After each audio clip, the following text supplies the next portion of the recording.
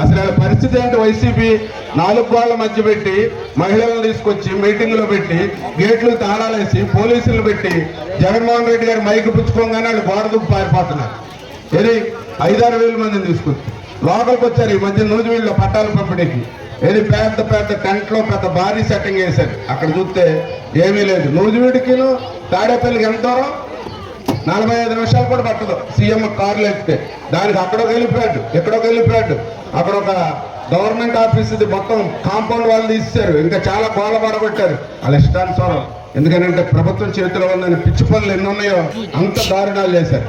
ఇవాళ పవన్ కళ్యాణ్ గారు చంద్రబాబు నాయుడు గారు కలిసేసరికి మరి మొన్ననే చూసాం. యోగాలం పాదయాత్ర అవనండి, అలాగే చంద్రబాబు గారి యాత్రలు అవనండి. ఆయన్ని స్కిల్ కేసులో 53 రోజులు అరెస్ట్ చేసి అడ్వకేట్ జనరల్ ప్రభుత్వానికి ఉంటే వాళ్ళ ద్వారా వాదించకుండా ఢిల్లీ నుంచి స్పెషల్గా లాయర్స్ తీసుకొచ్చి కోట్ల రూపాయలు ఖర్చు పెట్టి 53 రోజులు ఏం చేశాడు సీఎం గారు? ప్రతిరోజు ఏదో తినేశాడు అన్నాడు. ఒక్క పైసా చూపించలేదు. చివరికి బెయిల్ మీద ఆయన ఆరోగ్యం బాగు చేసి ఇంటికి పంపడం జరిగింది చంద్రబాబు నాయుడు గారిని.